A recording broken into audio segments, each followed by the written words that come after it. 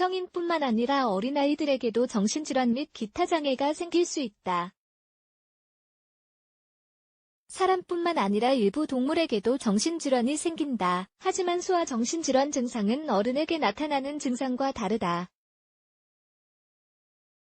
아이에게 정신질환이 있는지 어떻게 알 수 있을까?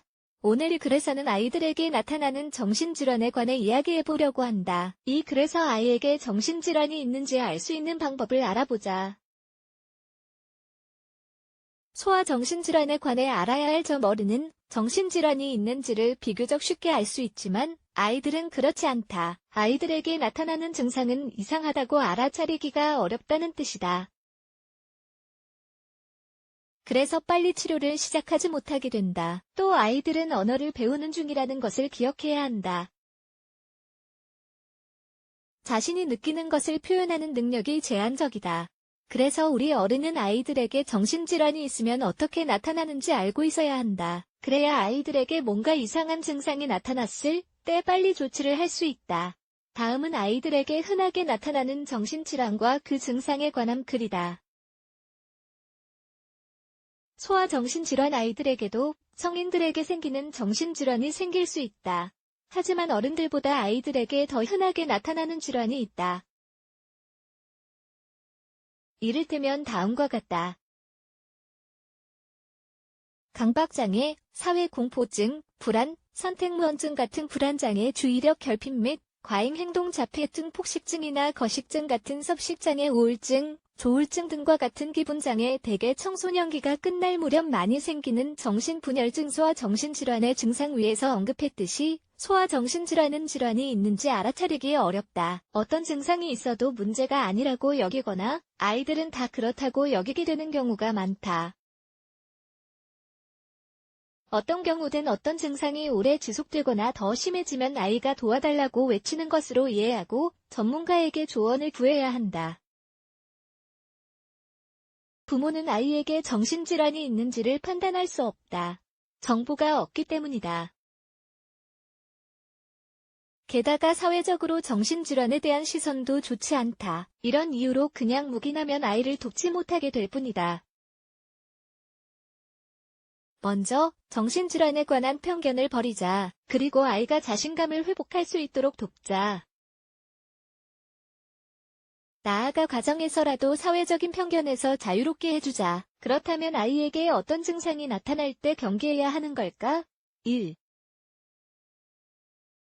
행동 변화. 아이의 행동에 뭔가 갑자기 큰 변화가 있는지 살펴보자. 너무 지나치게 예민하거나 폭력적으로 행동할 수 있다. 위험하고 공격적인 행동을 하는 경우도 있다. 위협을 하거나 계속 싸우는 등의 행동을 보일 수도 있다. 아이의 행동에서 우리가 유심히 봐야 할 점은 비정상적이고 별로 예민할 상황이 아닌데 예민하고 공격적으로 구는주의다. 만약 이런 행동을 보인다면 정신질환이 있는 것일 수도 있다. 또 아이의 행동에 눈에 띄는 변화가 생기는 것도 정신질환의 경고로 받아들여야 한다. 특히 이런 행동이 오래 지속되거나 심한 경우 더 그렇다. 기분. 어떤 증상이 있는지 보라는 뜻은 아이의 일상생활에 어떤 중요한 변화가 있는지를 주의 깊게 보라는 뜻이다.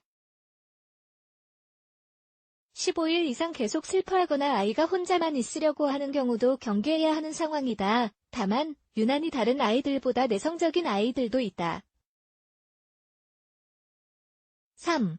집중하지 못함. 지루한 수업 시간에 가만히 앉아 있어야 하는 경우 모든 아이가 잘 집중하지 못한다. 하지만 다른 아이들보다 유난히 집중하기 어려워하거나 일상생활이나 학교 생활에 크게 영향을 미칠 만큼 집중하지 못한다면 경계해야 한다. 삶에서 두 가지 영역, 학교 생활, 가정 생활 등 이상을 힘들어하면 정신질환이 있다고 봐야 한다. 특히 기억을 잃거나 생각하는 것을 어려워하는 경우도 특히 조심해야 한다.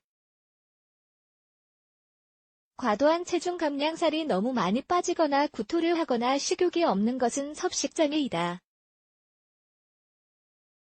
이럴 때에도 신경 써서 아이를 지켜봐야 하며 치료가 필요하다고 생각되면 병원에 데리고 가야 한다. 식욕부진, 폭식증은 제때 치료하지 않으면 더 큰 문제로 이어질 수 있다.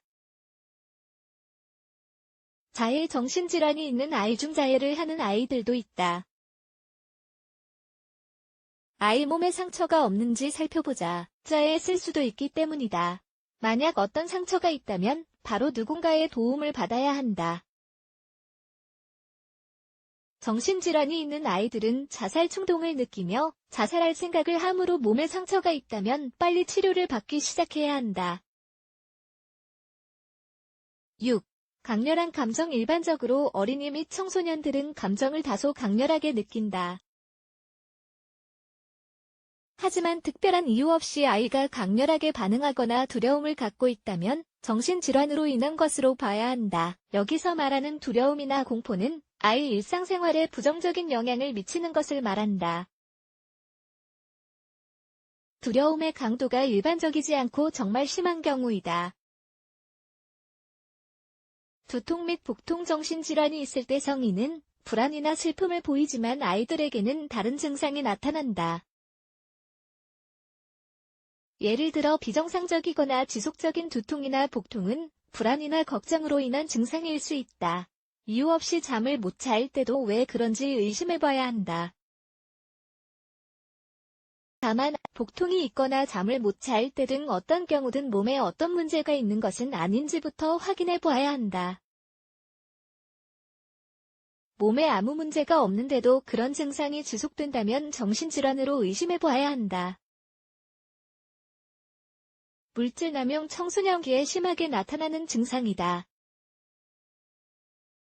문제가 있는 아이들은 현실을 직시하지 않고 술이나 약물에 의존하는 경향이 있다.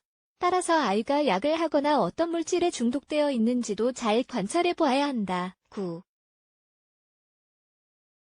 지각의 변화에는 존재하지 않는 사람이나 물건이 보인다고 하거나 어떤 소리가 들린다고 할 수 있다. 물론 아이들은 상상력이 넘치기 때문에 뜬금없이 어떤 것이 보인다고 말할 수 있다. 하지만 이런 증상이 청소년기 수년 동안 지속되거나 삶의 질에 영향을 미치는 경우에는 도움을 요청해야 한다. 10. 사회와의 어려움. 아이들이 부끄러워하는 것은 정상이다. 하지만 너무 심하게 부끄럼을 타는 것은 주변과 관계하는 것을 방해하는 정신질환으로 인한 것일 수 있다. 아이가 다른 사람과 관계하는 것을 어려워하는지 아니면 다른 사람과 접촉하는 것을 거부하는지도 살펴보자. 이는 불안장애나 사회 포비아의 징후일 수 있다. 정신질환에 대한 대처. 정신질환을 치료하기 위해서는 상담을 받아야 한다. 어떤 증상이 있는지 확인한 후에 도움을 구해야 한다. 아이가 어떤 증상을 보이는지, 아이의 증상이 얼마나 심한지, 얼마 동안 지속되었는지 등을 확인한 후에 전문가에게 도움을 구해야 한다. 병원에 가서 의사와 상담해보는 게 가장 좋은 방법이다. 그리고 아이가 학교에서 어떤 증상을 보이는지는 학교 선생님과 이야기해본다. 아이에게 어떤 증상이 있는지 확인한 후에는 그에 맞는 치료를 시작한다. 가족들은 항상 아이를 무조건 지지해주고 사랑해주어야 한다. 그래야 아이는 혼자가 아님을 알게 되고 치료받는 것을 불편하게 여기지 않을 것이다.